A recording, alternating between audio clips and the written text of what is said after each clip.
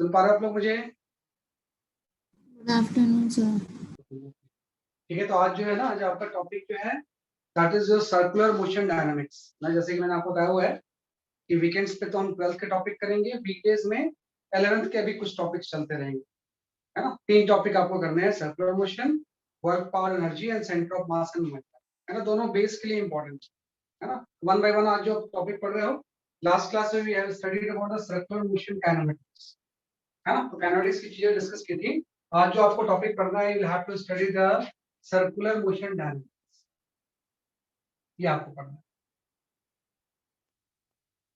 Circular motion dynamics, है ना। देखो, जब हम बात करते हैं काइनेमेटिक्स की, तो उसमें तो हम ज्योमेट्री ऑफ मोशन पढ़ते हैं कि अगर कोई सर्कुलर मोशन हो रहा है तो कौन कौन से एक्सेशन एक्ट करेंगे। तो आपने बोला सेंट्रीफ्यूगल होगा, टेंजेंशियल होगा, एक्सेट्रा, है ना। अब आपको पढ़ना है सर्कुलर मोशन डायनामिक्स। डायनामिक्स में basically we study the cause of circular motion, है ना। कि कोई भी अगर सर्कुलर मोशन हो रहा है तो उसका बेसिक कॉज क्या है ना। अबाउट फोर्सेस पढ़ते हैं डायनामिक्स में, हम पढ़ेंगे बेसिकली आपका अबाउट फोर्सेस, है ना। लास्ट क्लास में सिंपल सा आपने पढ़ा था कि भाई कोई भी सर्कुलर मोशन हो रहा है ना, तो उसमें डायरेक्शन तो कंटिन्यूअसली चेंज हो रही है, चाहे यूनिफॉर्म हो चाहे नॉन यूनिफॉर्म हो।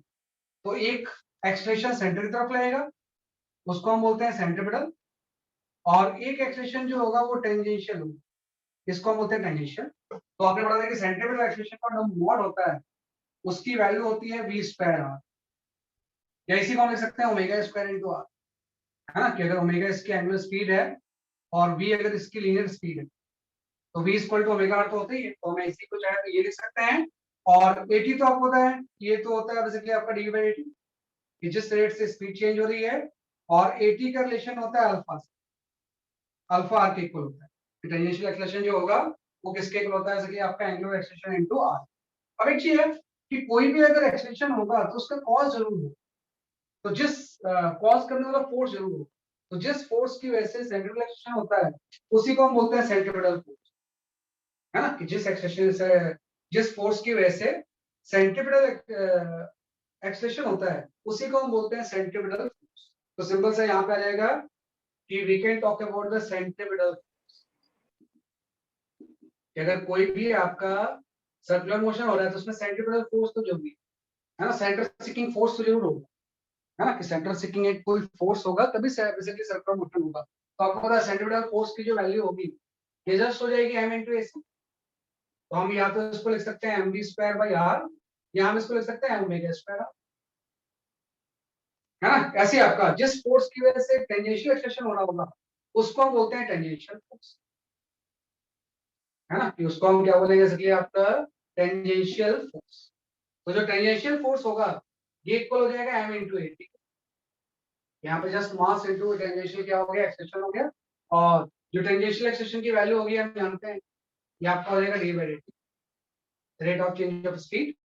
तो दो चीज आगे, एक तो आपका आ गया सेंट्रीपिटल फोर्स एंड दूसरा आ गया बेसिकली आपका टेंजेंशियल फोर्स, है ना। तो ज्यादा आपको फोकस जो करना है इसके ऊपर करना है कि भाई सेंट्रीपिटल फोर्स एक नया वर्ड आपके पास, कि जब भी कोई सर्कुलर मोशन होगा तो कोई एक ऐसा फोर्स होगा जो किसकी डायरेक्शन को चेंज कर रहा होगा कंटिन्यूअसली, उसी को हम बोलते हैं सेंट्रीपिटल फोर्स।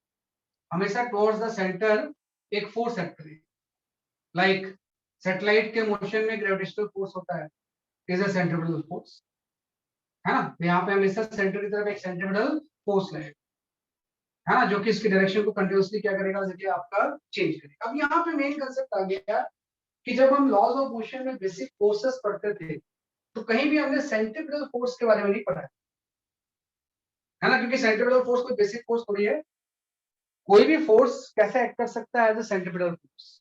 तो सिंपल से यहाँ पे मेन कंसेप्ट आप लिख दोगे कि centripetal force is not a new kind of, है ना। कि भाई जो सेंट्रीपिटल फोर्स होगा ये कोई नया फोर्स नहीं, centripetal force is not a new kind of force. Any force or sum of forces, any force or sum of forces, है ना, x towards center of the circular motion act towards center of circular motion, है ना, may provide centripetal, है ना कि भाई act towards the center provide centripetal force। ये आपका मेन कंसेप्ट है कि भाई कोई नया फोर्स नहीं है, बल्कि कोई भी फोर्स जो कि centre of the circular motion की तरफ एक्ट करेगा वही सेंट्रिपेटल फोर्स होता है ना। लाइक जैसे कि हम एग्जांपल ले रहे थे आपका कि यहाँ पे अगर हम देखें तो एज फॉर एग्जांपल जैसे कोई अर्थ के चारों तरफ जो सैटेलाइट मूव कर रही है ना कि भाई अर्थ के चारों तरफ अगर हम सैटेलाइट ले लें, अगर उसके मोशन को ऑब्जर्व करें, है ना, हाँ ये आपका कोई अर्थ है और अर्थ के चारों तरफ कोई सैटेलाइट रिवॉल्व कर रही है ना, तो ऑब्वियसली बात है कि अगर सैटेलाइट इस तरह से रिवॉल्व कर रही है तो जो ग्रेविटेशनल फोर्स होगा ये क्या प्रोवाइड करेगा, सेंट्रिपेटल फोर्स, है ना। तो अगर इसका ऑर्बिटल रेडियस आर है तो ये कई बार हमने पढ़ा हुआ है कि भाई ग्रेविटेशनल फोर्स सेंट्रिपेटल फोर्स की तरह एक्ट करेगी। तो सिंपल सा हम बोलेंगे G capital M into small M by R square will be equal to the M V square by R, है ना कि अगर वी इसकी स्पीड है ना, तो सैटेलाइट के फ्री बॉडी डायग्राम में सेंटर की तरफ ग्रेविटेशनल फोर्स तो लग रहा होगा और वो ग्रेविटेशनल फोर्स किसके इक्वल हो जाएगा, M V square by R. वो क्या प्रोवाइड करेगा, सेंट्रिपेटल फोर्स। तो इस केस में ग्रेविटेशनल फोर्स कैसे एक्ट कर रहा है, एज अ सेंट्रिपेटल फोर्स, है ना। जैसे आपको पता है कि ये तो अर्थ सैटेलाइट है, अगर मैं कोई न्यूक्लियस के चारों तरफ इलेक्ट्रॉन का रिवोल्यूशन लूं, ये आपको एक कोई न्यूक्लियस है, न्यूक्लियस के चारों तरफ कोई इलेक्ट्रॉन रिवॉल्व, है ना, तो अगर ये इलेक्ट्रॉन रिवॉल्व कर रहा है तो इसमें तो सेंट्रिपेटल फोर्स चाहिए। आपको पता है ये न्यूक्लियस पे पॉजिटिव चार्ज, इलेक्ट्रॉन के ऊपर नेगेटिव चार्ज, तो एक इलेक्ट्रिक फोर्स है। तो इलेक्ट्रोस्टैटिक फोर्स ऑफ अट्रैक्शन क्या प्रोवाइड करेगा, सेंट्रिपेटल फोर्स। तो इस दोनों के बीच में जो इलेक्ट्रिक फोर्स होगा उसको अभी आपने पढ़ लिया, this is equal to the K Z square by R square, है ना। जेड इसका एटॉमिक नंबर हो जाएगा, तो न्यूक्लियस और इसके बीच में एक इलेक्ट्रोस्टैटिक फोर्स ऑफ अट्रैक्शन होगा जो कि क्या प्रोवाइड करेगा, सेंट्रिपेटल फोर्स। तो this will be equal to the M V square, हाँ। तो मतलब कोई भी अगर सर्कुलर मोशन होगा तो आप देखोगे सेंटर की तरफ कौन सा फोर्स एक्ट कर रहा है, और जो फोर्स या सम ऑफ फोर्स सेंटर की तरफ एक्ट कर रहा होगा वही क्या प्रोवाइड करता है, जरिए आपका सेंट्रिपेटल फोर्स, है ना। कोई टर्निंग है जब कार आती है ना, भाई जस्ट हम ये बोल रहे हैं कि कोई भी इस तरह से कोई मान लो कहीं पे कोई कार किसी टर्न को निगोशिएट कर रही है ना, किस तरह से अगर हम देखें कि कोई भी इस तरह से आपका कोई टर्निंग है और टर्निंग अगर कोई कार इस तरह से सर आती इसमें माइनस नहीं होगा, है, देखो अट्रैक्टिव बेटा फोर्स है माइनस ना। मैंने बताया ना, माइनस जो होता है वो डायरेक्शन को शो करता है ना, तो हम डायरेक्शन तो डायग्राम में शो ही कर ही रहे हैं, तो मैग्नीट्यूड ले लेंगे ना। मैं तो बार बार बोल रहा हूँ कि जब मैं एक बार डायग्राम में मैंने डायरेक्शन शो कर दी, है ना, फिर आपको माइनस लेने की जरूरत नहीं, भाई सेंटर की तरफ लग रहा है, डायरेक्शन अगर शो कर दिया फिर इसका मैग्नीट्यूड, जो मैग्नीट्यूड होगा वो किसके इक्वल हो जाएगा, M V square by R, है ना। डायरेक्शन तो आपको पता है कि टुवर्ड्स द सेंटर होगा, है ना। वेक्टर फॉर्म में जब लिखते हैं, जब से आई कैप जे कैप लगा के लिखेंगे तब यहाँ पे हम माइनस लिखेंगे।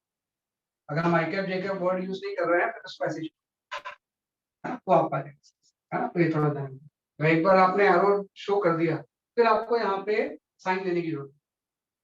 यहाँ पे ऐसे ही है कि जैसे कोई कार किसी टर्निंग पे आती है, बाद में आप एंगल ऑफ बैंकिंग वगैरह के बारे में पढ़ते हो कि इस तरह से अगर कोई कार आ रही है तो किसी स्टैंड में अगर इसकी स्पीड भी है और इस कार का सर्कुलर मोशन का सेंटर ये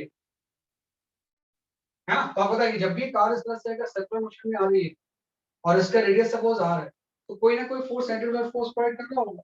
आपको पता है इस केस में फ्रिक्शन प्रोवाइड करता है ना, कि इस केस में सेंट्रिपेटल फोर्स जो फोर्स प्रोवाइड करता है वो फोर्स कौन सा होता है, फ्रिक्शन, और तो कोई फोर्स है ही नहीं क्योंकि पूरा हॉरिजॉन्टल प्लेन है ना। तो हमने कोई बैंकिंग वगैरह तो ली नहीं, हॉरिजॉन्टल प्लेन में अगर कार रखा हुआ है तो वेट एंड नॉर्मल तो बैलेंस कर रहे होंगे, तो प्लेन पे एक ही फोर्स होगा, फ्रिक्शनल फोर्स। जस्ट हम बोलेंगे इस यहाँ पे फ्रिक्शनल फोर्स है and this friction will provide necessary centripetal force. यहाँ पे जस्ट हम बोलेंगे कि friction act as a centripetal force, friction act as centripetal, है ना, कि जो फ्रिक्शन होगा वो कैसे एक्ट कर रहा होगा, बेसिकली आपका एज अ सेंट्रिपेटल फोर्स। तो आप यहाँ पे फ्रिक्शन प्रोवाइड कर देख लो कि फ्रिक्शन जो होगा वो किसके इक्वल हो जाएगा, mv स्क्वायर बाई आर, है ना। तो हर केस में ग्रेविटेशन, इलेक्ट्रोस्टैटिक फोर्स, फ्रिक्शन, कोई ना कोई फोर्स होगा, फ्रिक्शन प्रोवाइड करेगा सेंट्रिपेटल फोर्स के लिए। तो अगर कोई आपसे पूछे कि कितनी मैक्सिमम स्पीड होगी ताकि ये सेफली टर्न करे, V max for safe turning, है ना। कि अगर आपसे पूछे कि वी मैक्स कितना होगा फॉर सेफ टर्निंग, इस केस में यहाँ पे अगर कोई आपसे पूछता है कि कितनी मैक्सिमम स्पीड तक इसकी टर्निंग सेफ होगी, स्किड नहीं करेगी, तो आपको पता है जैसे जैसे आप स्पीड बढ़ाओगे फ्रिक्शन बढ़ता जाएगा, क्योंकि फ्रिक्शन तो सेल्फ एडजस्टेबल फोर्स होता है ना, अभी तो ये स्टैटिक है, लेकिन जैसे जैसे आप स्पीड बढ़ाओगे फ्रिक्शन की वैल्यू बढ़ती जाएगी, एक केस में ही लिमिटिंग हो जाएगा। अगर उसके बाद आपने स्पीड बढ़ाई तो ये क्या कर देगा, जैसे कि आपका स्किड करता है। तो आपको पता है कि जो ये फ्रिक्शन की वैल्यू होती है, this is always less than और इक्वल टू द लिमिटिंग,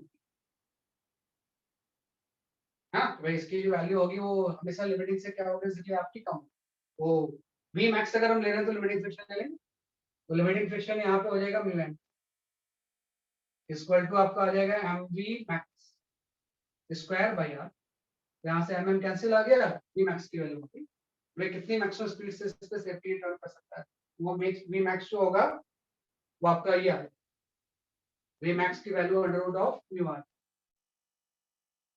है ना। इससे अगर कम स्पीड से टर्न कर रहा है तो सेफ है, फ्रिक्शन का नेचर स्टैटिक हो, इस स्पीड से कर रहा है तो फ्रिक्शन लिमिटिंग हो, इससे ज्यादा जहां करेगा तो फिर काइनेटिक, फिर ये क्या हो जाएगी स्किड, है ना। वही चीज है कि पहले तो ये आइडेंटिफाई करो कि कौन सा फोर्स सेंट्रिपेटल फोर्स प्रोवाइड कर रहा है, उसके बाद बाकी सारी चीजें हम क्या करते हैं, एनालाइज करते हैं।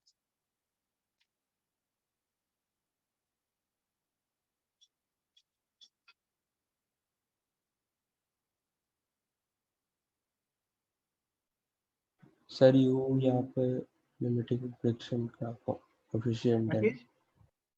हाँ, mu is the coefficient of static friction है कि भाई कार का टायर और रोड के बीच में कोफिशिएंट ऑफ फ्रिक्शन जो है mu, mu is the coefficient, तो क्योंकि वही मैंने कर दिया लिमिटिंग लिखी है, वी मैक्स निकालना है तो फ्रिक्शन की जगह पे लिमिटिंग फ्रिक्शन, और limiting friction mu into normal force होता है, तो नॉर्मल फोर्स की वैल्यू यहाँ पे क्या आ गई, जैसे कि आपकी वेट के equal,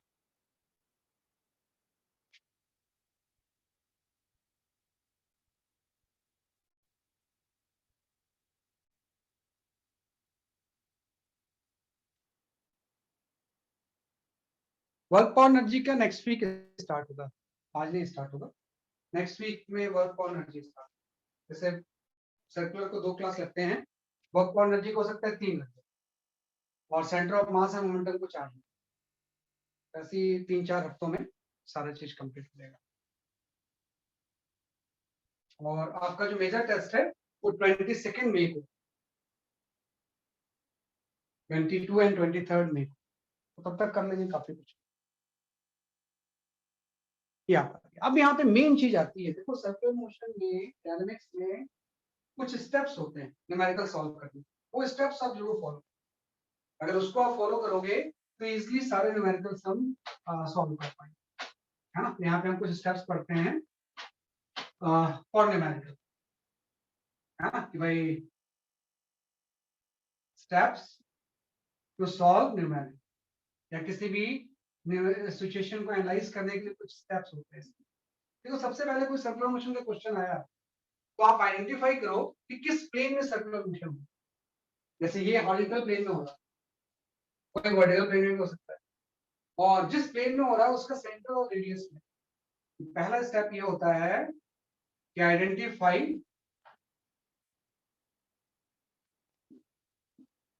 plane, centre and radius of circular, radius of circular motion, अगर कोई भी सर्कुलर मोशन हो रहा है तो उसका प्लेन कौन सा है, सेंटर कौन सा है, और रेडियस ऑफ द सर्कुलर, है ना। पहली चीज तो ये आइडेंटिफाई करना कि हॉरिजॉन्टल प्लेन में है, वर्टिकल प्लेन में है, किस प्लेन में, अगर वो प्लेन है तो उसका सेंटर कहाँ, अगर सेंटर है तो रेडियस क्या है उसका, सबसे पहले तो आइडेंटिफाई।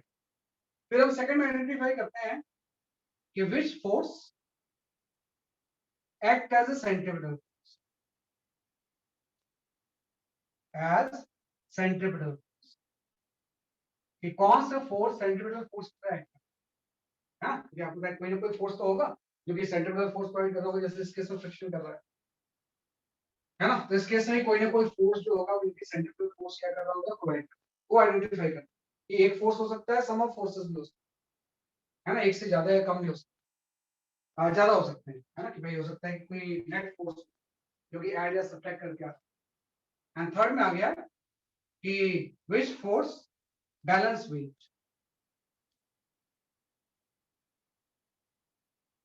बैलेंस वेट, भाई बॉडी के वेट को कोई ना कोई चीज बैलेंस कर रही होगी ना, वो भी देखना है। जैसे इस केस में फ्रिक्शन तो सेंट्रीपिटल फोर्स प्रोवाइड कर रहा है, इस कार के वेट को नॉर्मल बैलेंस, वो भी ध्यान रखना।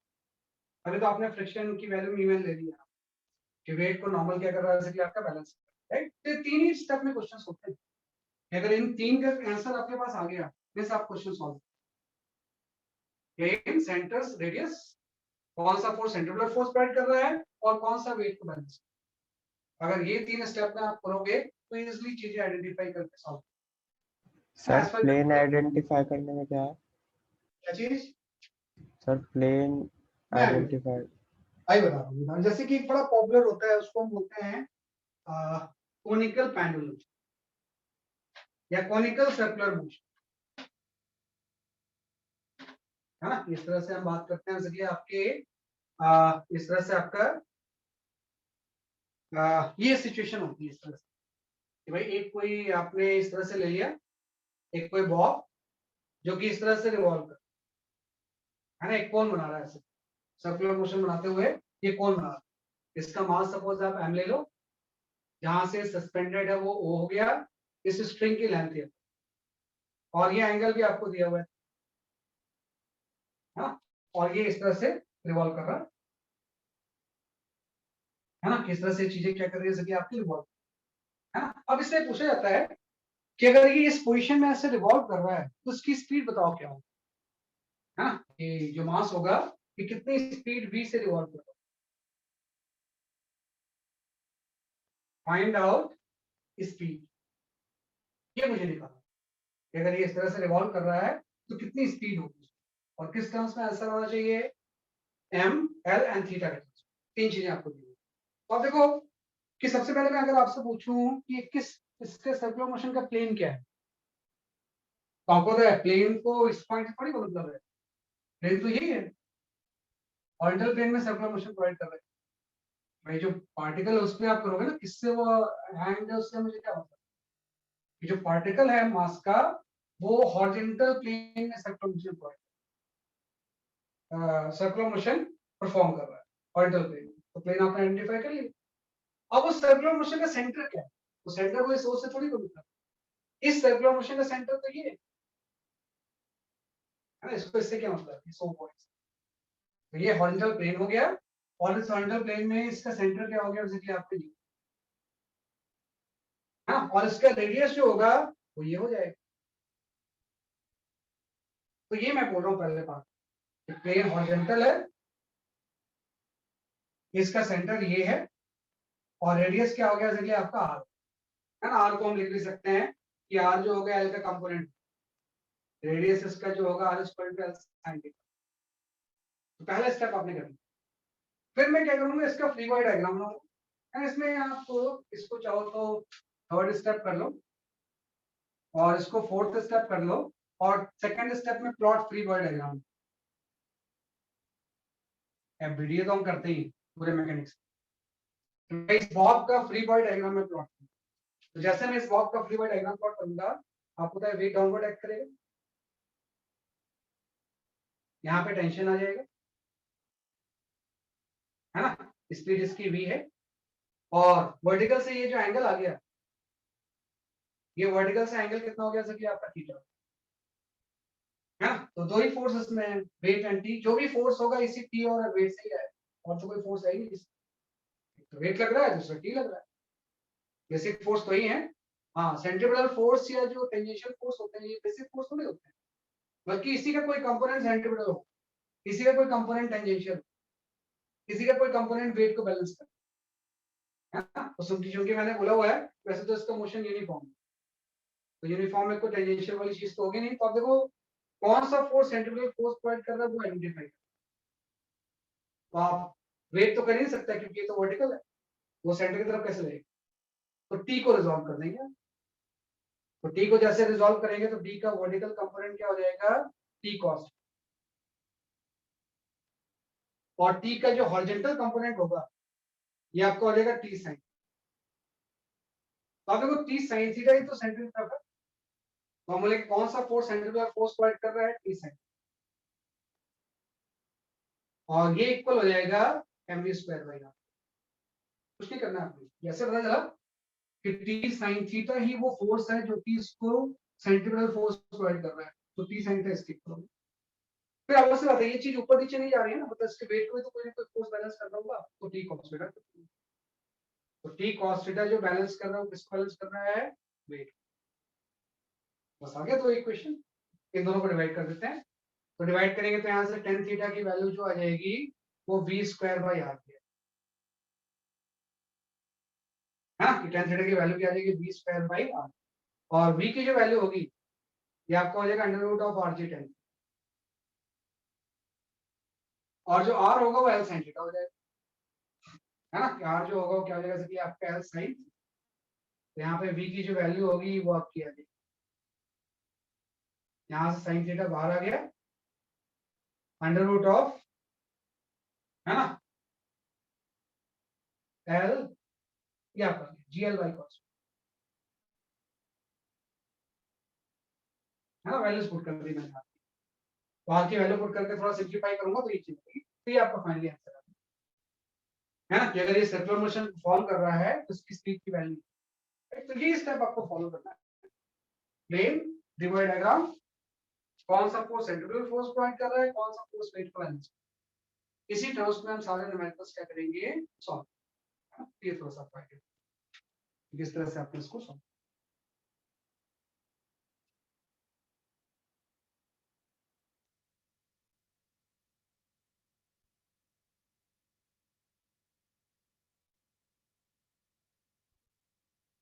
Okay, I will check the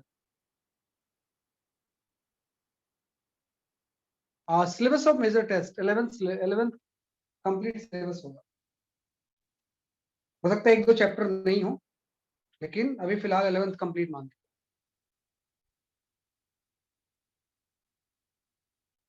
तो एक दो हफ्ते पहले ही आता है सिलेबस। आप अपनी पूरी 11th की तैयारी,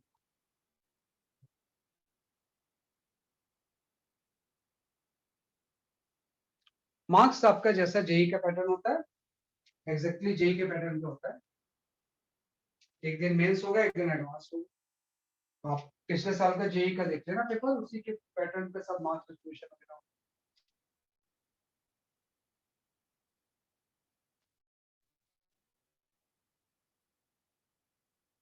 तो ये अल्टीमेटली आ गया, राइट। तो ये ध्यान रखना बड़ी इंपॉर्टेंट लाइन है ना, क्योंकि ये सब चीजें बार बार यूज होंगी, इसलिए मैं दोबारा ये पढ़ा रहा हूँ, है ना, क्योंकि ये हो सकता है अभी इलेक्ट्रो स्टडीज पढ़े उसमें भी यूज हो जाए, हो सकता है हम मैग्नेटिज्म पढ़े उसमें भी यूज, है ना। तो ये चीजें आपको आनी चाहिए किस तरह से सर्कुलर मोशन की डायनामिक्स का मैथड। तो ये इसके पर्टिकुलर क्या है बेसिकली आपके स्टेप्स, ठीक है। तो एक न्यूमेरिकल में दे रहा हूँ, आप ट्राई कर लो सही तरह से।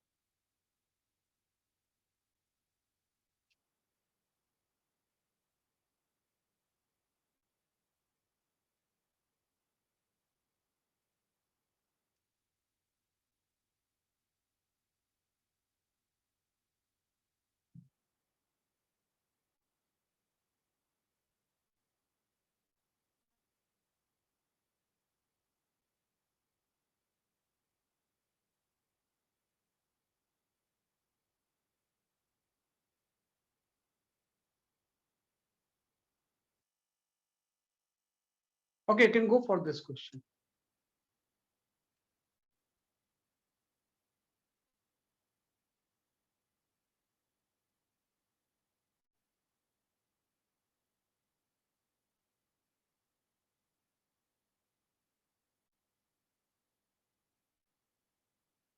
Take your time, आराम से इसका आंसर।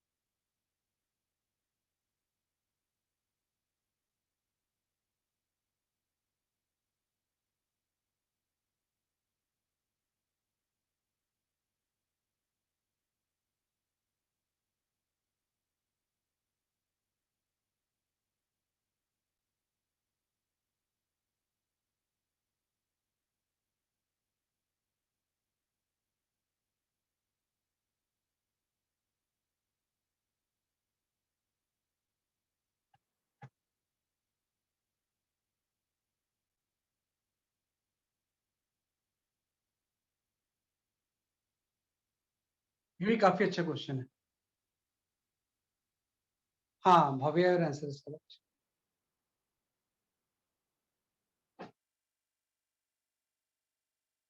अभी थोड़ा सा आपकी रिकॉर्डिंग में टाइमली नहीं हो पा रही है। आई ट्राई कि सही टाइम पे जाए, है ना? तो थोड़ा पैसेंस रखो अभी आप। आपको पता ही है आजकल थोड़ा सा प्रॉब्लम है काफी।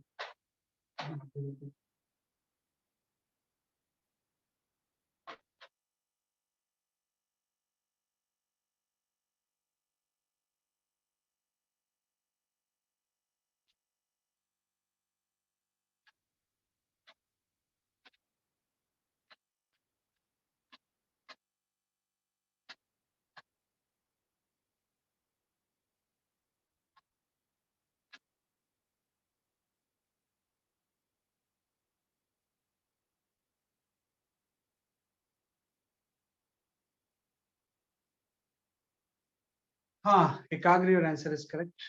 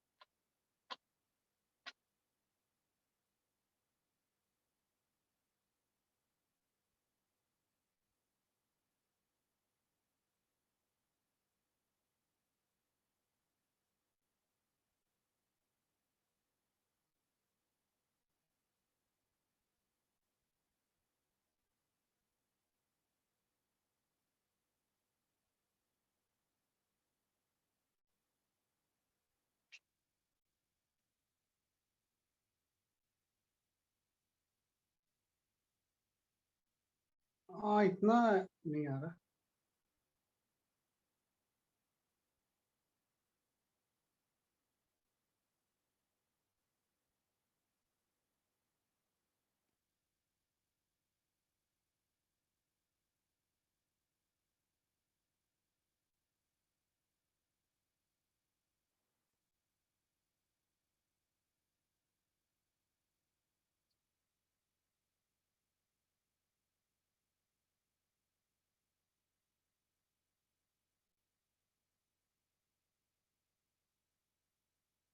Okay, I will explain this question, है ना? ध्यान रखना आप इसे किस तरह से हम सॉल्व करते हैं ना। काफी सही क्वेश्चन है ये, है ना? वैसे मैं कुछ कंसेप्चुअल क्वेश्चन ही करवाऊंगा, जिससे कि सर्कुलर मोशन के सारे concept.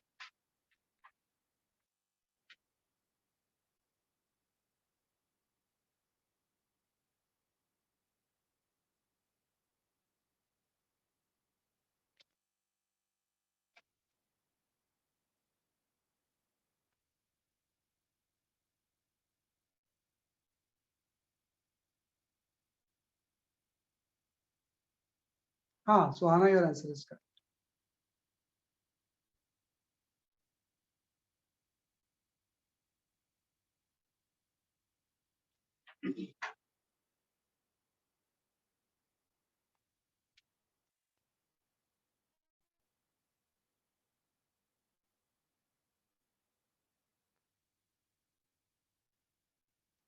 Okay, I will explain this question.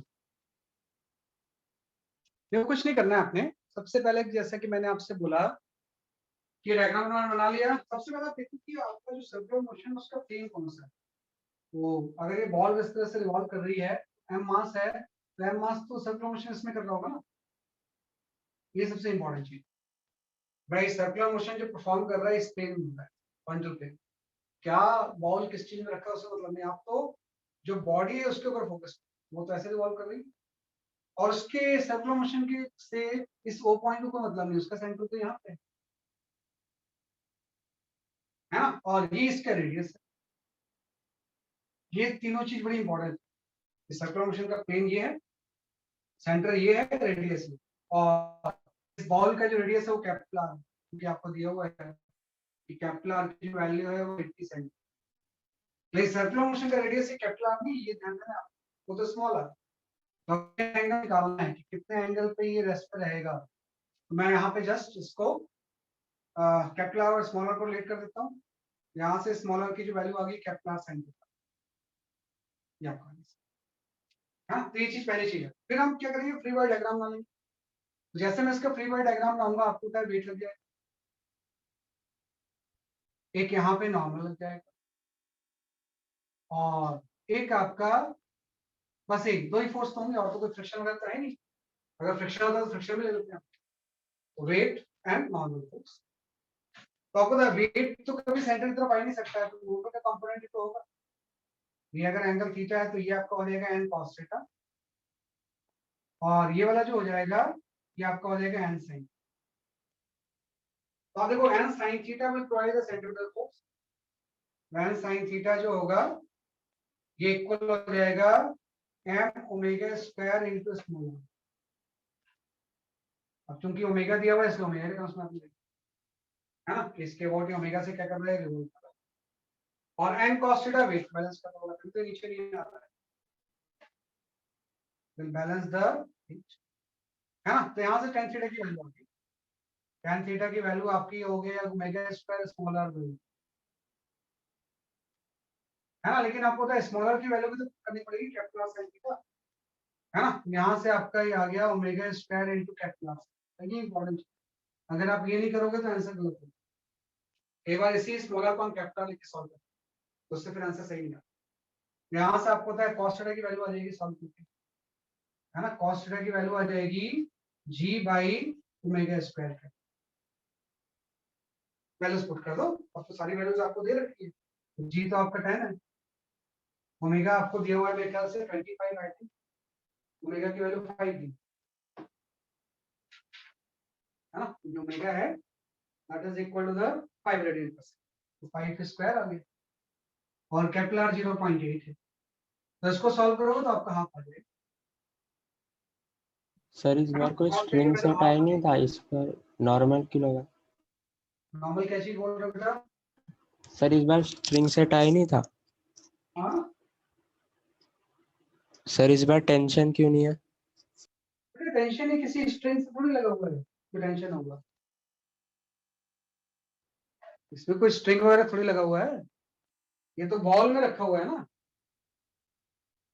ये तो जब किसी चीज से हम हैंग करके रोटेट करते हैं तब टेंशन। तो जो काम उस क्वेश्चन में टेंशन का था, उस काम इस केस में आप कोई स्ट्रिंग तो लगी नहीं हुई, वो काम ही नॉर्मल रेशन का होगा।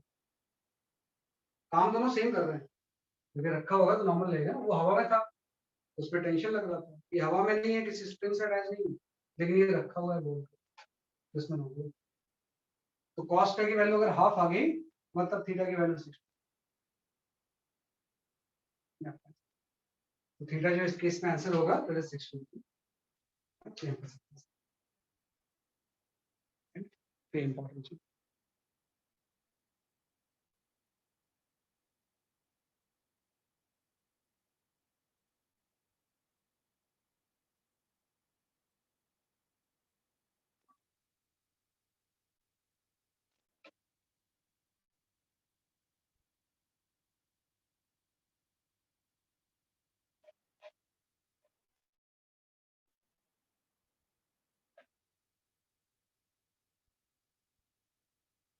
ठीक है, ये हमने कर लिया।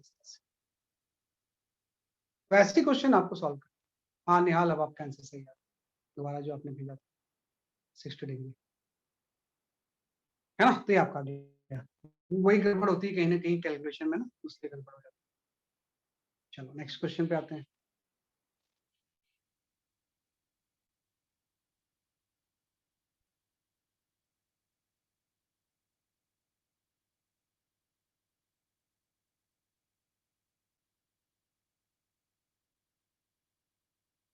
Okay,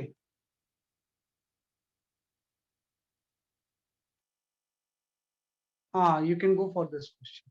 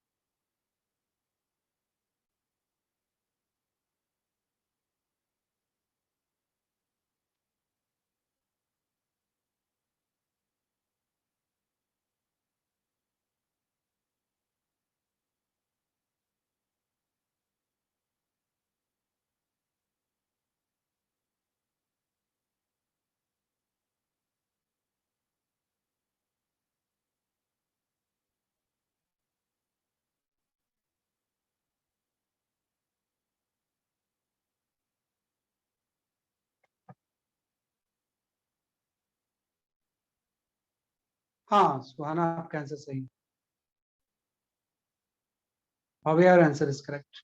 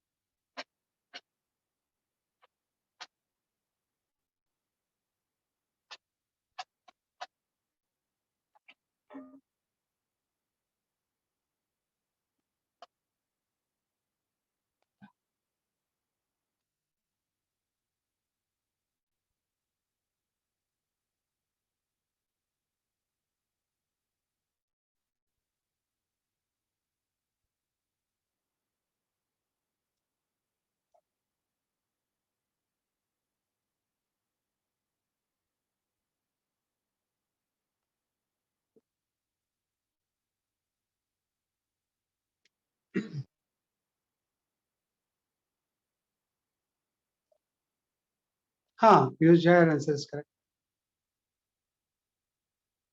Nihal, your answer is correct.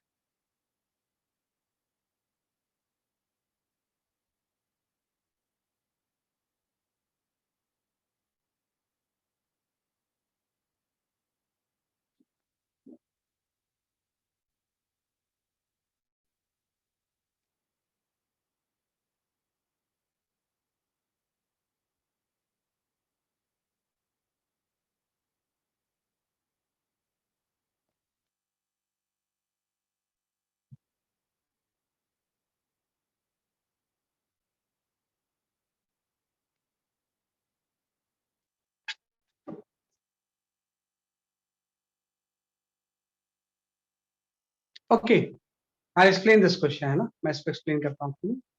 जो कुछ नहीं है, इसको इसी क्वेश्चन, दक्ष सही बता रहे हो आप, दक्ष आपका आंसर सही है।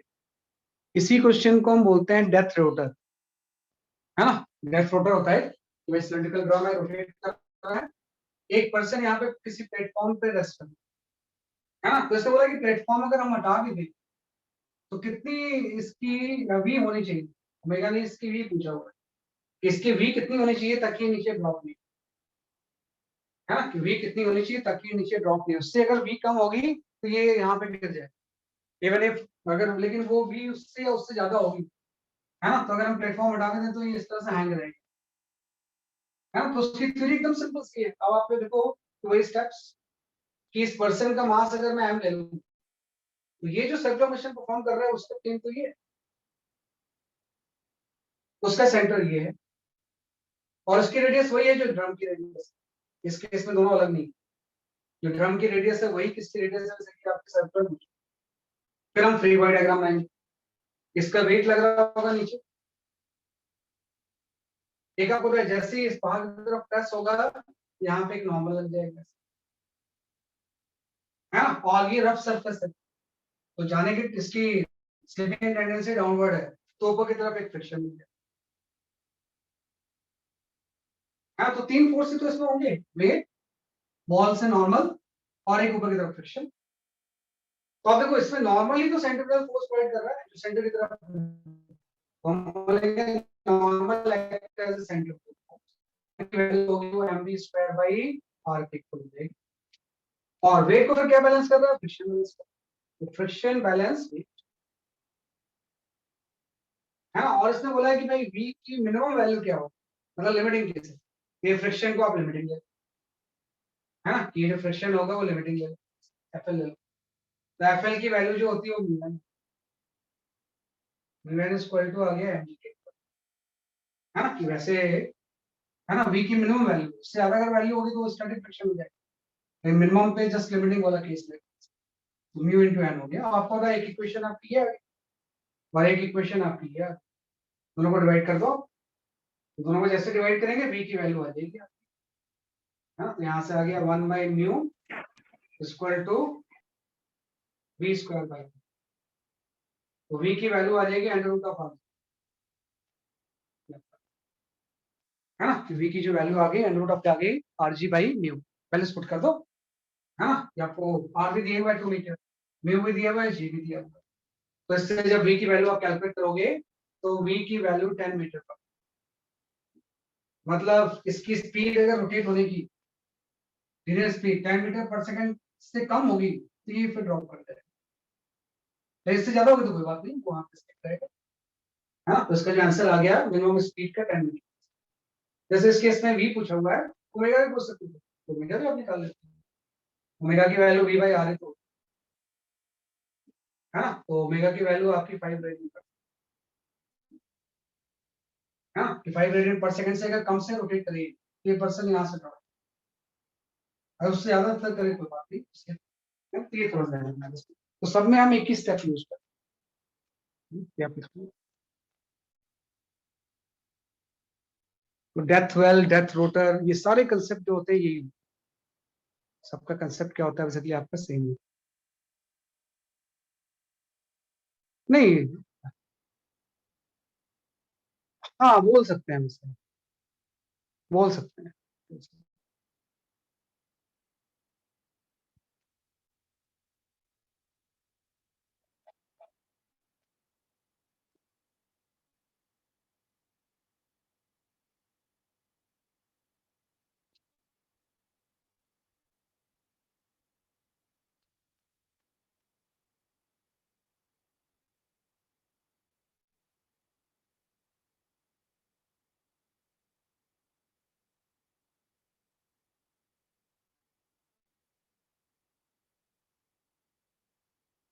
चलो क्वेश्चन नंबर 3, ये भी बहुत कंसेप्चुअल क्वेश्चन है, कि कई बार स्टूडेंट लॉज ऑफ मोशन में पूछते थे, इनमें उस टाइम आंसर नहीं कर पाता था इसका, क्योंकि इसमें तो सर्कुलर मोशन की थ्योरी इन्वॉल्व होती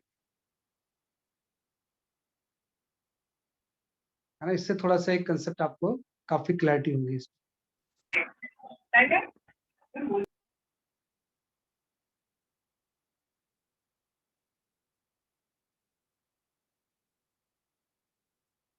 Okay, you can go for this question.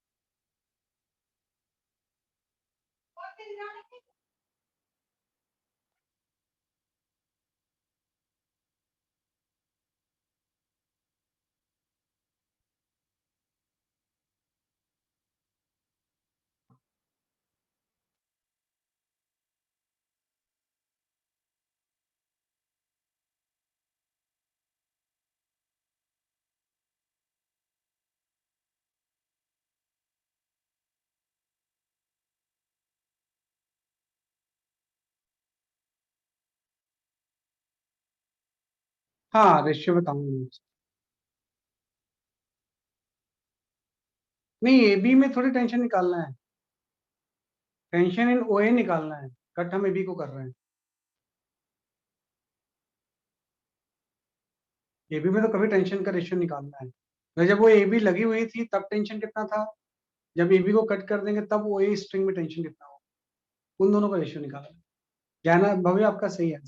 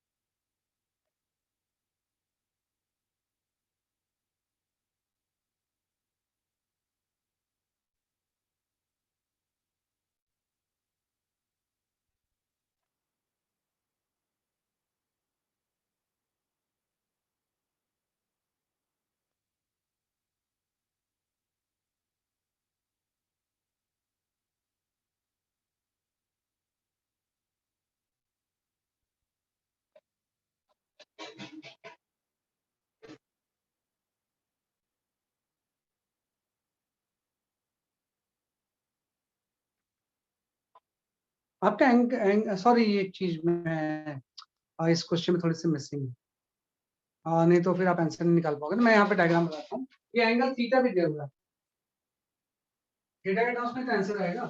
देखो ये स्ट्रिंग है कोई ए बी, और ये ओ ए, तो जब ये लगा था पोटेंशियल सपोज T1 था इस स्ट्रिंग में, है ना। जब हम इसको कट करते हैं, कट करने के तुरंत बाद आप टेंशन से T1 से T2 हो जाए, तो T1 बाई T2 बताना है।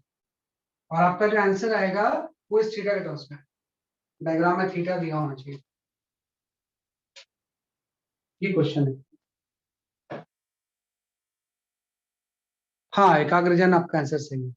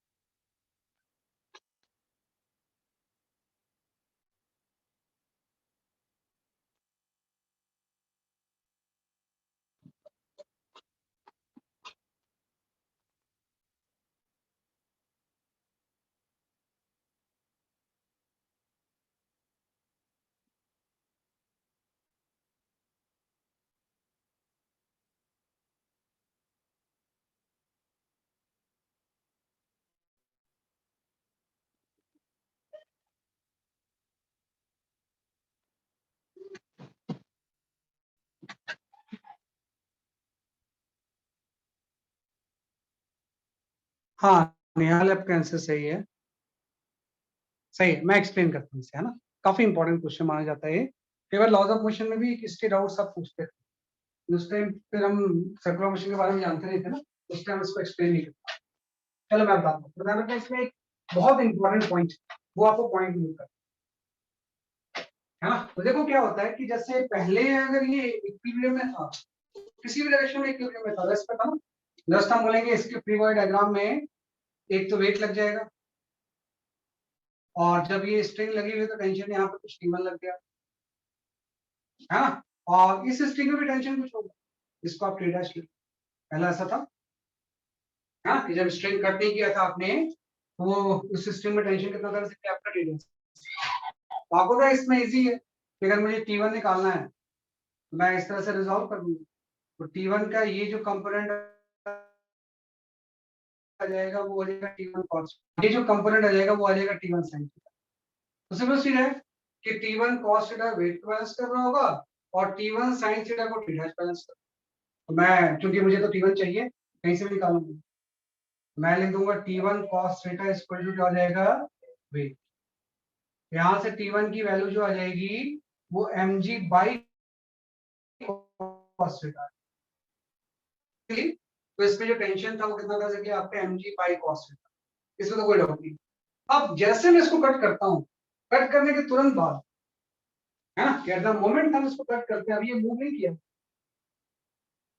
इसी मोमेंट में आपने इसको हटा दिया यहाँ से, अब यहाँ पे कुछ चीज है ही नहीं, लेकिन अभी भी वेट लग रहा होगा, और इमीडिएट क्या होता है, टेंशन वाला चेंज होता है, T1 से आप T2 कट करने के तुरंत बाद, कट करने के तुरंत बाद भी इसकी स्पीड v जीरो, है ना, इसकी स्पीड v क्या होगी, अभी भी क्या होगी, जैसे आपकी जीरो। तो ध्यान रखना कि इसका जो फर्दर मोशन होता है, अभी तो मोशन में नहीं है, लेकिन फर्दर मोशन होता है इस तरह से, सर्कुलर मोशन तो होता है, इसका ऑसिलेट करता है ये। तो आप देखो v अगर जीरो है यहाँ पे, तो AC की वैल्यू जीरो होगी, क्योंकि AC equal to V square by R ही तो होता है ना। तो अगर v जीरो है तो इस मोमेंट में AC की वैल्यू जीरो होगी, मतलब इस तरफ कोई एक्सेशन नहीं, है ना। लेकिन टेंजेंशियल तो हो सकता है ना, कि भाई इसमें टेंजेंशियल होगा। टेंजेंशियल इसलिए होगा क्योंकि अगर टेंजेंशियल नहीं होगा तो ये स्विंग करके यहाँ पे आएगा, तो हम बोलेंगे इस मोमेंट पे AC की वैल्यू तो जीरो है, इस तरफ कोई एक्सेशन नहीं है, लेकिन इस डायरेक्शन में एक acceleration AT, and this AT will be non zero. AT जो होगा वो जीरो के इक्वल होगा। जैसे मैंने इस स्ट्रिंग को कट किया, है ना, पहले तो इक्विलिब्रियम था, कोई सर्कुलर मोशन का कांसेप्ट क्या कोई होती नहीं थी, तो लॉज ऑफ मोशन सेटल्स होता था। लेकिन जैसे मैंने मोमेंट कट किया, से आगे फर्दर स्विंग करके ऐसे इधर आया, लेकिन क्योंकि अभी स्टार्ट हुआ है, v जीरो है, AC तो जीरो होगा, लेकिन AT यहाँ पे AT नॉन। अब इसमें भी अगर मैं वैसे ही करता तो मैं T2 को रिजॉल्व कर देता, है ना, बोलता थीटा ये एंगल है, फिर से मैं T2 को रिजॉल्व कर देता हूँ, और जो T2 cos थीटा है ये वेट के इक्वल होगा, है ना। तो यहाँ से T2 की वैल्यू फिर से क्या गई, mg बाई cos थीटा। तो इसके अकॉर्डिंग तो आंसर जो आ जाता है T1 बाई T2 तो सेम आ जाता है, मींस 1 हो जाता है, लेकिन ये सॉल्यूशन सही नहीं, ये गलत। क्यों गलत है वो आपको समझना, है ना, कि क्यों गलत है वो आपको समझना सबसे इंपॉर्टेंट चीज है, क्योंकि फोर्सेस हम उस डायरेक्शन में बैलेंस करते हैं जिस डायरेक्शन में कोई एक्सीलरेशन नहीं होता है। किस डायरेक्शन में आप फोर्स बैलेंस करते हो, जिस डायरेक्शन में कोई एक्सेशन नहीं, तो इस डायरेक्शन में आपको पता है कि वर्टिकली आप फोर्स से बैलेंस कर ही नहीं सकते, क्योंकि वर्टिकल डायरेक्शन में AT का कंपोनेंट आएगा ना। अगर AT टेंजेंशियल ऐसा लग रहा है तो उसका कंपोनेंट वर्टिकल होगा, तो वी कैन नॉट से T2 equal to mg cos, मैं ऐसा बोल नहीं सकता, T2 cos theta will not be equal to mg, इसकी वजह से due to component of AT, अगर AT का कंपोनेंट आ रहा है मींस फोर्स कैसे बैलेंस हो, तो फिर हम वो डायरेक्शन देखेंगे जहां पे फोर्सेस हम बैलेंस कर सकते हैं, है ना। तो देखो कहां पे कोई एक्सेशन नहीं होगा, अलोंग द स्ट्रिंग, है ना, कि हम सिंपल से ही बोलेंगे along the string tension will be zero, acceleration will be zero. तो क्या होता है, स्ट्रिंग के अलोंग टेंजेंशियल का तो कोई कंपोनेंट आएगा नहीं, क्योंकि ये 90 डिग्री एंगल पे है, और AC की वैल्यू उस इंस्टेंट पे जीरो, सेंट्रल एक्सेशन उस इंस्टेंट पे कितना है, जैसे कि आपका जीरो है, तो along the string A zero होगा, तो उसके अलोंग हम फोर्सेस बैलेंस, तो अब आप क्या करोगे, इस T2 को रिजॉल्व नहीं करोगे, बोलते नहीं उसको कि वो तो स्ट्रिंग के लॉन्ग है ही। इनफैक्ट हम वेट को रिजॉल्व है ना, तो वेट को रिजॉल्व करेंगे तो आपको पता है वेट का यहाँ पे जो कंपोनेंट आएंगे, ये कंपोनेंट आ जाएगा mg cos और ये कंपोनेंट आ जाएगा mg sin। तो अब हम ये नहीं बोलेंगे कि भाई T2 cos थीटा mg के इक्वल, जैसे कि उसके से बोल रहे थे, बल्कि हम बोलेंगे T2 mg cos थीटा के, यहां से आ गया T2 इक्वल टू आ जाएगा mg cos। ये इंपॉर्टेंट चीज है, कई बार आप देखना मैं बोलूंगा भाई T cos थीटा mg के इक्वल है, तभी मैं बोलूंगा T equal to mg cos। तो आप ध्यान देना कि भाई एक्सेलेरेशन जिस डायरेक्शन में जीरो होता है उस डायरेक्शन में फोर्सेस क्या करते हैं, बैलेंस। तो इस डायरेक्शन में कोई सेंट्रिफिकल एक्शन नहीं, तो इसलिए मैंने इसके इसको इक्वल कर दिया। टेंजेंशियल एक्सेलेरेशन है तो उसको फोर्स है, एमजी साइन तो इसको टेंजेंशियल एक्सेलेरेट कर रहा है ना। तो आपका आ गया T2 equal to mg cos theta आ गया एंड T1 की वैल्यू mg बाय cos। अब हम आंसर लिखेंगे, ये तो गलत आंसर था, और हम लिखेंगे T1 बाय T2 जो होगा वो 1 बाय cos स्क्वायर या सेक। ये राइट, तो ध्यान रखना किस तरह से है ना, काफी इंपॉर्टेंट है ना, कि जिस डायरेक्शन में कोई एक्सेशन नहीं होता है उस डायरेक्शन में हम फोर्सेस क्या करते हैं, बैलेंस।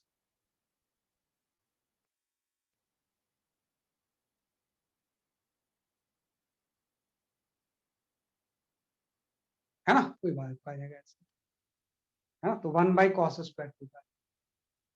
हाँ, why is zero along the string, क्योंकि जैसे मैं कट करूंगा ना उस स्ट्रिंग में v जीरो होता है, तो अगर v जीरो होगा तो ac जीरो होगा, तो सेंट्रिपिटल एक्सेशन अगर जीरो हो गया तो उसके अलोंग द स्ट्रिंग की वैल्यू तो किसकी है, बाद में हो सकता है कुछ v गेन करे तो v जीरो नहीं, मोमेंट ऑफ कटिंग उस केस में इसका v जीरो होगा तो ac जीरो होगा, मतलब सर्कुलर मोशन में सेंटर की तरफ कोई एक्सेशन होगा, टेंजेंशियल हो सकता है, तो अगर वो जीरो है तो उसके लॉन्ग फोर्सेस हैं उसकी वजह से। सर टेंजेंशियल जीरो क्यों नहीं होगा? हाँ, भाई अगर ए भी जीरो हो, मान लो आप बोलते हो कि नहीं बी जीरो है और एसी भी जीरो हो गया और टेंजेंशियल भी जीरो हो गया, फिर तो यहीं पे लगता रहेगा, नहीं जाएगा नीचे, कोई ना कोई एक्सेशन तो होगा ना जिसकी वजह से स्विंग करके नीचे आएगा। एसी तो इसलिए जीरो है क्योंकि बी जीरो है उस सिस्टम, अगर बी जीरो होगा तो इस डेफिनेशन के अकॉर्डिंग एसी जीरो, तो इस डायरेक्शन में तो कोई एक्सेशन नहीं है, बी जीरो है इसलिए, और बी जीरो है अगर बोलते नहीं एटी भी जीरो होगा तो यही रहना चाहिए, लेकिन आपको पता है स्विंग करके नीचे आता है, स्विंग करके नीचे आ रहा है मतलब टेंजेंशियल कुछ भी गेन करता है ना ये, तो वी गेन करेगा टेंजेंशियल एक्सेलेरेशन की वजह से। डायरेक्शन चेंज सेंट्रिपिटल की वजह से करता है, स्पीड में गेन ये टेंजेंशियल की वजह से करता है, जैसे स्विंग करके आएगा तो स्पीड में गेन करेगा, नहीं स्पीड में गेन अगर करेगा तो tangential acceleration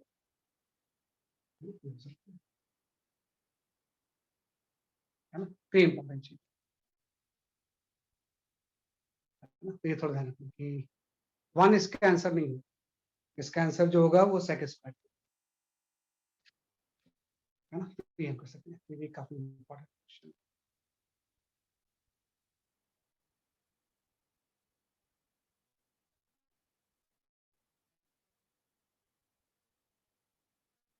okay, next question में हम आ जाते हैं। Okay, you can go for this question. Only two question left.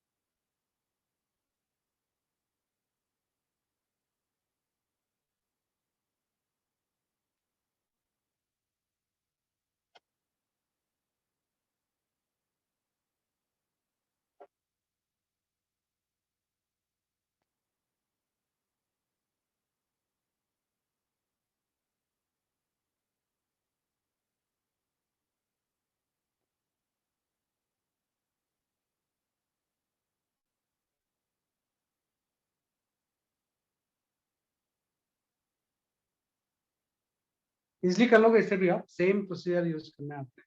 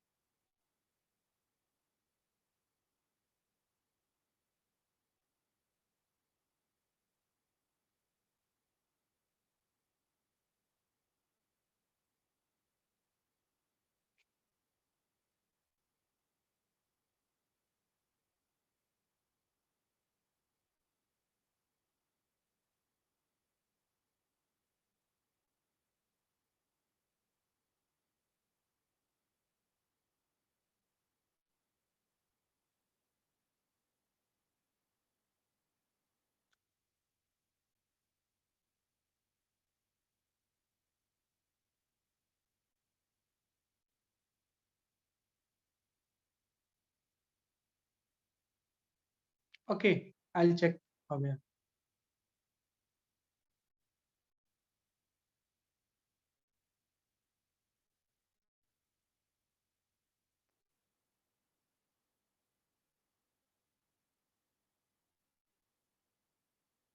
हाँ सही है निहाल, भव्य, आपके आंसर सही है। दोनों के आंसर सही आ रहे हैं, मेरे पास इसका आंसर नहीं है।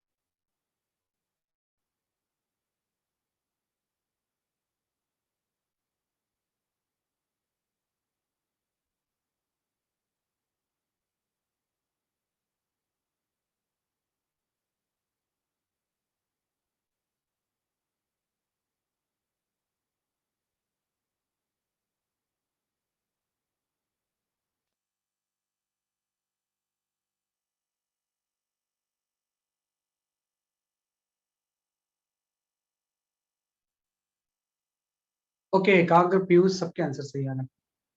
सुहाना, योर आंसर इज करेक्ट। सही आंसर है ना, कि जो आपने आंसर भेजा है दैट इज 9:1, है ना। तो कैलकुलेशन आप लोग कर लेना, मैं बेसिक्स बता देता हूँ इसका, है ना। इसमें कुछ है ही नहीं, ये आपने बोला कि एंगल थीटा है, ये भी थीटा है, तो अभी थीटा बाद में आपको कर देना, वैसे थीटा 60 डिग्री है, क्योंकि इक्विलेटरल ट्रायंगल है तो बना रहा है ना। थीटा कितना है बेसिकली आपका 60 डिग्री। तो आपको पता है कि जब मैं इसका फ्री बॉडी डायग्राम बनाऊंगा तो यहाँ पे टेंशन T1 आ गया, यहाँ पे T2 आ गया।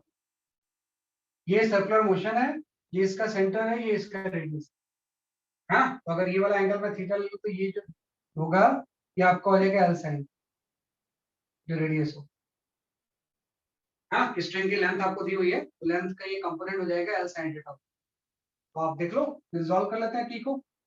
तो टी का वर्टिकल कंपोनेंट हो जाएगा T1 cos थीटा, यहाँ पे आ जाएगा T2 cos थीटा, एक यहाँ पे वेट आ गया। और जो इसका साइन वाला कंपोनेंट होगा,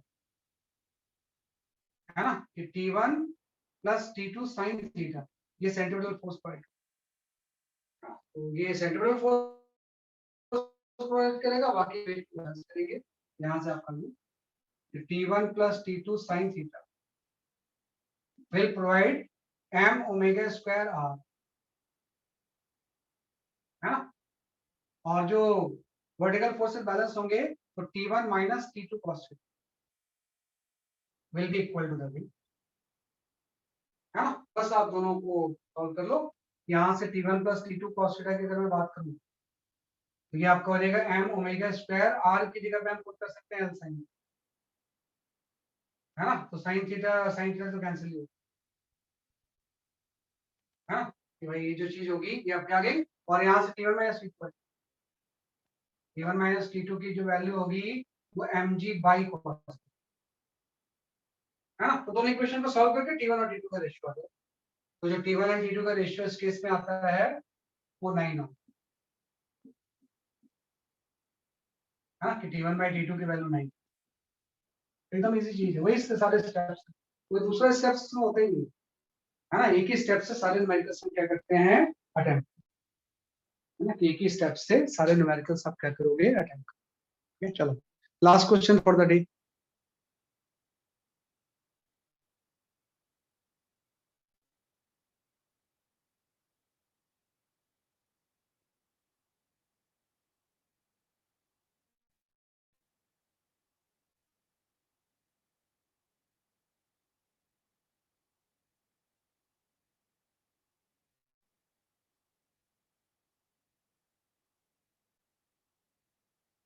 Okay, I can go for this question.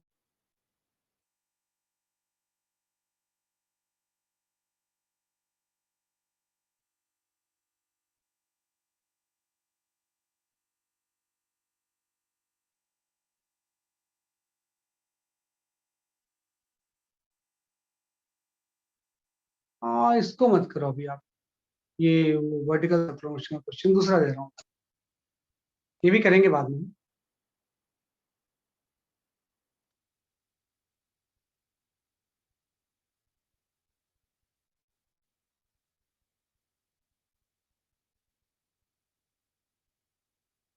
Can go for this question.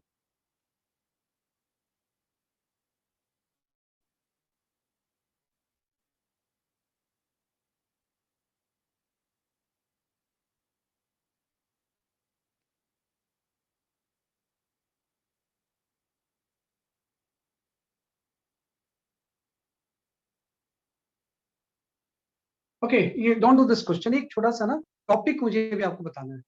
ये तो आईटी का क्वेश्चन आप कर लोगे, वेट फॉर अ मोमेंट, मैं एक्चुअली भूल गया था उससे, तो थोड़ा सा मैं टॉपिक बताता हूँ, जब से मैं उसको लास्ट में बताता हूँ। मैं नहीं चाहता कि उसकी वजह से आप कुछ कंफ्यूजन फील हो। देखो अभी तक मैंने जो वर्ड यूज किया है ना, कभी भी एक सेंट्रीफ्यूगल वर्ड यूज नहीं किया है। जो भी मैं न्यूमेरिकल सॉल्व कर रहा हूँ किससे कर रहा हूँ, सेंट्रीफ्यूगल से। ऐसे ही करना है आपको, है ना। कि आपको सेंट्रीफ्यूगल नाम का वर्ड बहुत कम यूज करना है, ये तो अननेसेसरी कंफ्यूजन होगी। कहीं भी देखो पूरा मैंने पढ़ा दिया, कहीं भी मैंने आपसे सेंट्रीफ्यूगल वर्ड यूज नहीं किया, है ना। तो थोड़ा सा हम जानते हैं कि what is the centrifugal force, है ना। यहाँ पे थोड़ा सा उसके बारे में हम नॉलेज लेते हैं कि व्हाट इज सेंट्रीफ्यूगल फोर्स, है ना। कि we can talk about centrifugal, है ना। तो सेंट्रीफ्यूगल फोर्स कुछ नहीं है, ये फ्रेम की बातें हैं।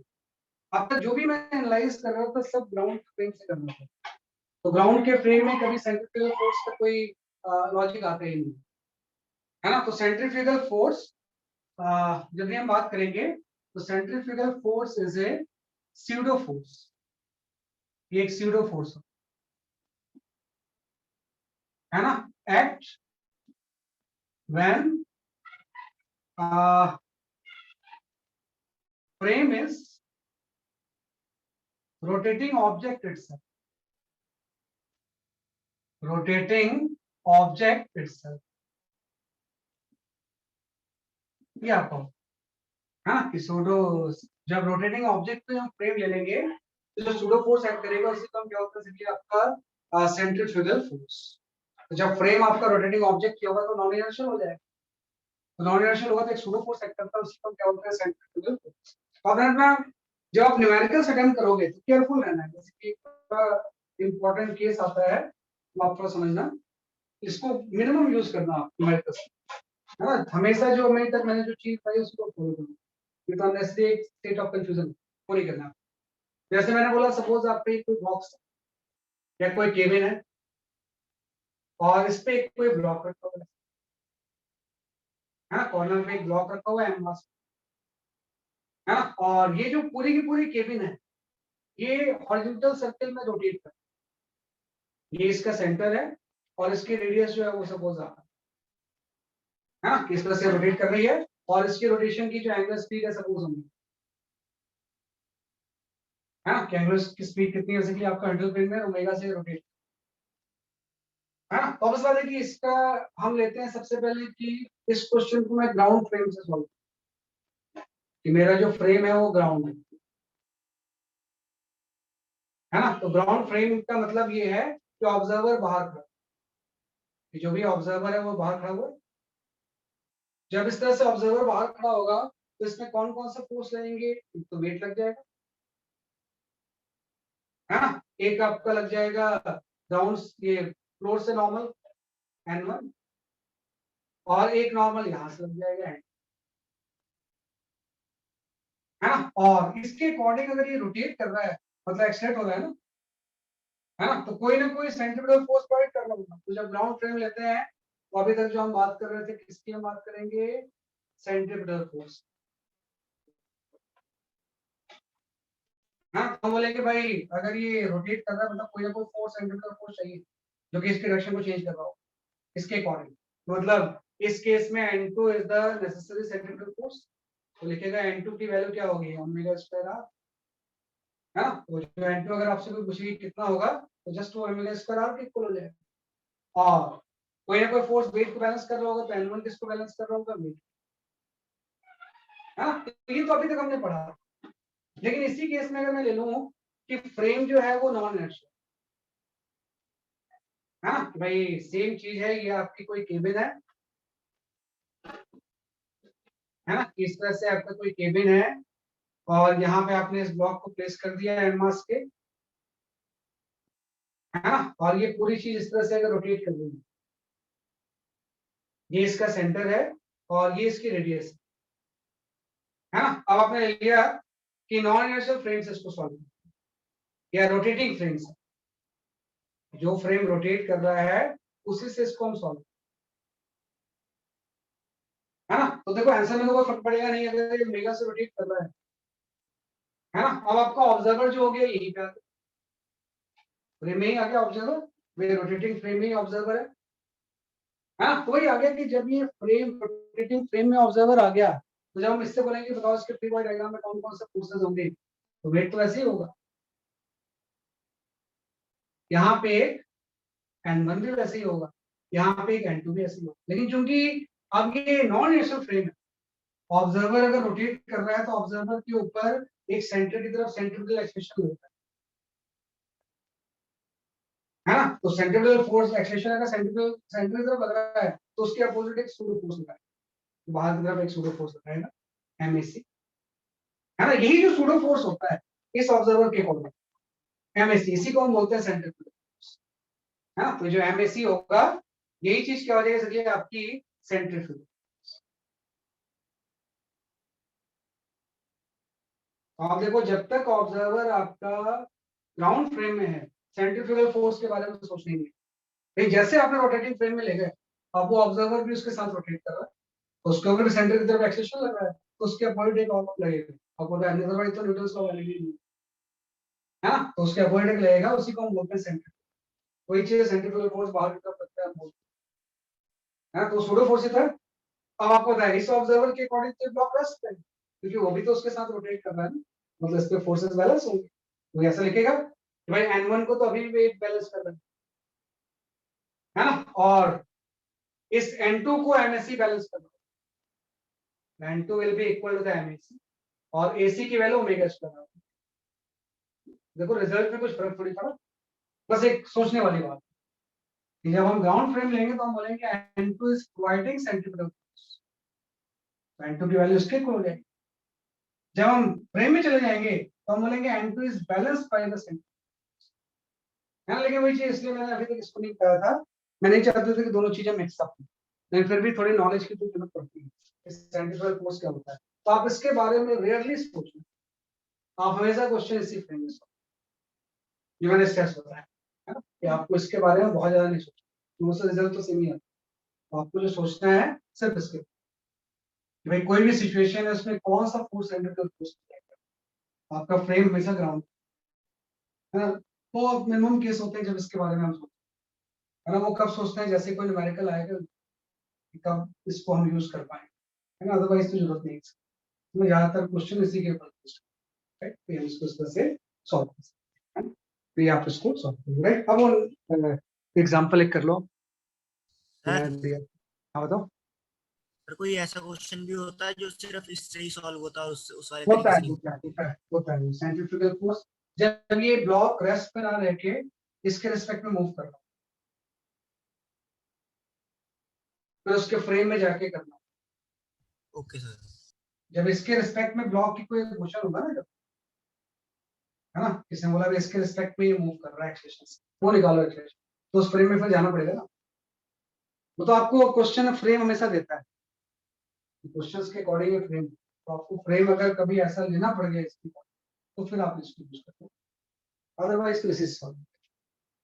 बहुत रेयर क्वेश्चन है जिसमें कि ये यूज होगा, ज्यादातर उसी कंसेप्ट से होगा।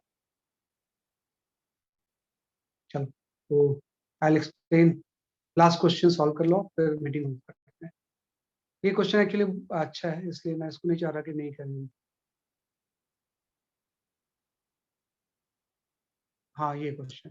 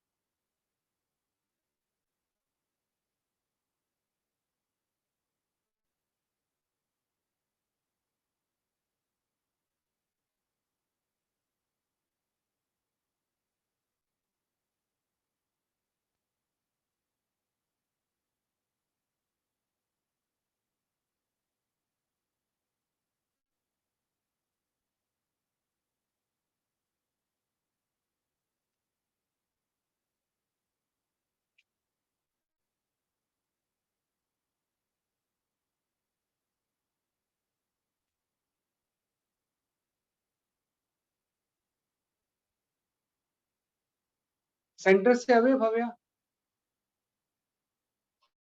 अगर सेंटर की तरफ लग रहा है ना तो सेंटर से अवे, सेंटर से बाहर की तरफ सेंट्रीफ्यूगल फोर्स वैल्यू सेम रहती है, तो सेंटर से बाहर।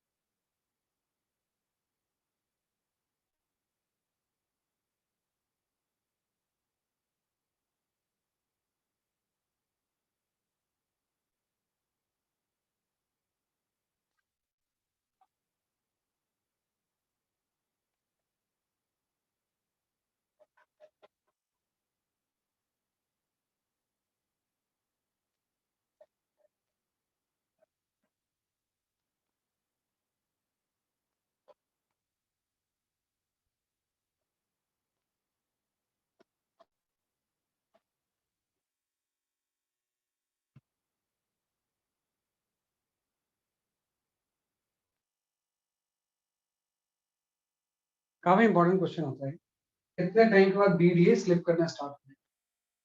ये थोड़ा समझना मुश्किल होता है, ग्रेविटी फ्री है तो वेट तो होगा नहीं।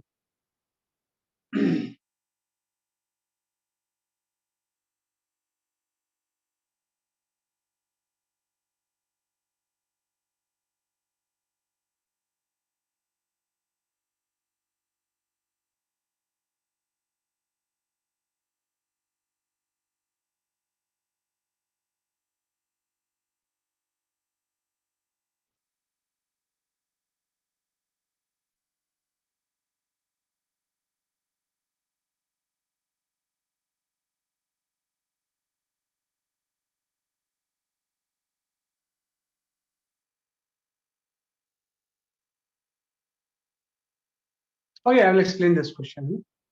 आप इतना टाइम भी नहीं है। नहीं नहीं, इसका वैल्यू आ जाती है। मैं एक्सप्लेन करता हूँ, थोड़ा ध्यान देना इसमें कि कैसे हम इसको सॉल्व करते हैं। क्वेश्चन को समझना थोड़ा सा, बड़ा अच्छा क्वेश्चन है। क्यों, क्या इस क्वेश्चन में क्या बोल रहा है ये कि एक बीड थी, है ना, यहाँ पे एक बीड है, एक रॉड है, कोई बीड है, और बीड एंड रॉड के बीच में कोएफिशिएंट ऑफ फ्रिक्शन नहीं है ना। होप यू हो गया, बार बार समझ गए होगे कि जो एमएससी की डायरेक्शन होती है वो बाहर की तरफ, सेंटर से अवे। सेंट्रीफ्यूगल फोर्स हमेशा किस तरफ एक्ट करेगा, सेंटर से अवे एक्ट करेगा। तो जैसे मैंने बोला कि अभी तो ये रॉड रेस्ट पे है, ये यहाँ पे रेस्ट पे बीट फ्रिक्शन है। अब धीरे धीरे इसमें कुछ अल्फा लगना, एंगुलर एक्सेशन। जब अल्फा लगेगा तो ओमेगा धीरे धीरे बढ़ेगा, तो कुछ टाइम बाद ये जस्ट स्लिप करने वाला है। तो वो टाइम इससे पूछा हुआ है। हाँ, कितने टाइम के बाद ये स्टार्ट करेगा स्लिपिंग, आपको टी निकालना। कितने टाइम के बाद इट स्टार्ट स्लिपिंग, क्योंकि धीरे धीरे ओमेगा बढ़ती जा रही है, अल्फा है तो एक के बाद एक स्लिप कर जाएगा। तो किस टाइम के बाद ये स्टार्ट स्लिपिंग? बहुत रिमार्केबल क्वेश्चन है ना। और फिर ध्यान दो कितने टाइम के बाद स्टार्ट करेगा। तो अगर मैं इसका फ्री बॉडी डायग्राम बनाऊं तो क्या पता है, अब ये तो यहीं पे है, अभी स्लिपिंग नहीं हुआ है, तो वेट तो इसका होगा नहीं क्योंकि ग्रेविटी फ्री स्पेस है। तो एमजी वाला टर्म तो हम बोल नहीं सकते हैं। हाँ, अगर सर्कुलर मोशन परफॉर्म कर रहा है तो फ्रिक्शन तो सेंट्रीफ्यूगल फोर्स प्रोवाइड करेगा, और जस्ट स्लिपिंग का केस है तो फ्रिक्शन लिमिटिंग हो जाएगा। एक चीज तो मैं लिख सकता हूँ कि इस केस में जो लिमिटिंग फ्रिक्शन होगा, this will be equal to the m omega square, है ना। और लिमिटिंग फ्रिक्शन की जो वैल्यू होती है वो म्यू इनटू एम होती है, इक्वल टू हो जाएगा एम ओमेगा स्क्वायर। इसमें तो कोई डाउट नहीं। अब प्रॉब्लम है यहाँ पे नॉर्मल आएगा कहाँ। एक्चुअली इसमें दो नॉर्मल हो, दो नॉर्मल होते हैं अगर वेट होता। एक तो वेट पे एक नॉर्मल बैलेंस करता, और दूसरा एक साइड से भी नॉर्मल हो। तो यहाँ पे अब वेट वाला नॉर्मल तो नहीं है, लेकिन इस साइड से जो नॉर्मल लग रहा है वो हो। वेट जब इसके ऊपर ऐसे रख के होगी तो एक साइड से नॉर्मल, तो उस नॉर्मल को मैं क्रॉस से शो करता, क्योंकि वो नॉर्मल जो अगर ऐसे रोटेट हो रहा है ना, ये इनटू द प्लेन होगा। यहाँ पे एक नॉर्मल इस तरह से क्रॉस कर, हाँ, एक नॉर्मल तो क्या होता है, वेट को बैलेंस करके ऊपर की तरफ बैठ, लेकिन एक जब ऐसे रोटेट कर रहा है तो इस तरह से क्रॉस से मैंने एक नॉर्मल। अब ये जो नॉर्मल है ये क्या प्रोवाइड करेगा, है, जैसे फ्रिक्शन ने प्रोवाइड किया सेंट्रीफ्यूगल फोर्स, है ना। ये जो नॉर्मल है ये नॉर्मल प्रोवाइड करेगा टेंजेंशियल फोर्स, है ना। ये नॉर्मल क्या प्रोवाइड करेगा, टेंजेंशियल, है ना। क्योंकि आपको पता है अगर अल्फा है तो इसका कुछ टेंजेंशियल एक्सेशन हो, क्योंकि AT equal to alpha l हो जाएगा, है ना। और अगर टेंजेंशियल एक्सेशन है तो कोई ना कोई फोर्स होगा, तो वो फोर्स कौन सा है, नॉर्मल। तो हम यहाँ पे लिख देंगे नॉर्मल इक्वल टू हो जाएगा एम, है ना। और एटी की वैल्यू अल्फा एल की इक्वल होती है, ये फर्दर इक्वल हो जाएगा अल्फा एल। ये आपका साधारण, मैंने क्या किया है, मैं फ्रिक्शन तो सेंट्रीफ्यूगल फोर्स प्रोवाइड कर रहा हूँ, लेकिन आपको पता अल्फा है मतलब इसका कुछ टेंजेंशियल एक्सेशन भी है, तो कोई ना कोई फोर्स तो प्रोवाइड कर रहा होगा। जो साइड से नॉर्मल लग रहा होगा वो क्या प्रोवाइड करेगा, टेंजेंशियल। अब इन दोनों को आप सॉल्व करके ओमेगा निकाल दो, भाई किस ओमेगा पे स्लिप करेंगे, दोनों को डिवाइड कर देते हैं। तो जैसे हम डिवाइड करेंगे दोनों को, तो यहाँ पे आ जाएगा mu equal to N N, तो कैंसिल हो गया, यहाँ से एम भी होगा, सॉरी एम भी कैंसिल हो गया, है ना, एल भी कैंसिल हो गया, ये आपका रहेगा mu into omega square by alpha. कैसे आ गया, कैलकुलेशन गलत नहीं कर रहा हूँ मैं, हाँ सही। तो यहाँ से ओमेगा आ गया, ओमेगा की वैल्यू रूट म्यू अल्फा पे ये स्लिप कर, पहले तो रेस्ट पे था, जैसे जैसे इसकी स्पीड बढ़ेगी, जब ओमेगा म्यू अल्फा के इक्वल हो जाएगा तो ये जस्ट स्लिप कर, क्योंकि उस टाइम फ्रिक्शन लिमिटिंग। और इस म्यू अल्फा को गेन करने में टाइम कितना लगेगा निकाल सकते हैं, इक्वेशन ऑफ काइनेटिक्स से। भाई इतने ओमेगा को रेस्ट से गेन करने में कितना टाइम लगेगा, हम जस्ट इक्वेशन ऑफ काइनेटिक्स से निकाल सकते हैं कि ओमेगा इक्वल टू हो जाएगा omega naught plus alpha T. तो फाइनल ओमेगा आपको म्यू अल्फा ओमेगा नॉट 0 था प्लस अल्फा, यहाँ से टाइम की वैल्यू जो हो जाएगी 1/√म्यू। कितने टाइम के बाद इसके, इट्स अ रिमार्केबल क्वेश्चन है ना, जेईई में आया था किस ईयर ये, और एक बहुत अच्छा क्वेश्चन बन गया था, है ना। तो इसको सॉल्व करने में थोड़ा सोचना मुश्किल है ना, थोड़ा सा सिंपल सा सोचोगे ना। देखो मैकेनिक्स में क्या है, कोई भी अगर एक्सलेशन है तो उसका हम कॉस जानने की कोशिश करते हैं। तो अगर कोई सेंट्रिपिटल एक्सलेशन है तो सेंट्रिपिटल एक्सलेशन का कॉस ये लिमिटिंग फ्रिक्शन फोर्स है, अगर टेंजेंशियल है तो उसका कॉस नॉर्मल होगा, इतना लिखा है। This is centripetal force, this is tangential, बस उसके बाद सॉल्व कर लिया। टाइम इज इक्वल टू आपका √म्यू बाई अल्फा, ये हमने कर लिया। That's all with your circular motion, है ना। 2 क्लास में हमने इसको कंप्लीट किया है। नेक्स्ट क्लास में will start the work coordination, it will take the 3 classes.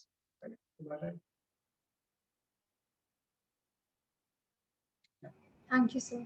Bye bye.